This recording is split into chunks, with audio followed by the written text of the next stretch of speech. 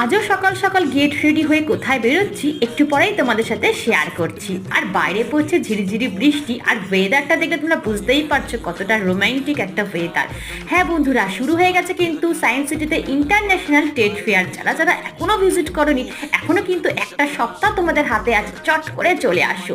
কত রকমের যে কাউন্টার, কত রকমের যে খাবার দাবার, মানে শীতকালে পিঠে পুলি থেকে শুরু করে কি না নেই, এক ছাদের তলে তোমরা কিন্তু সব কিছু পেয়ে যাবে। আমি কিন্তু অনেক কিছু ট্রাই করেছি।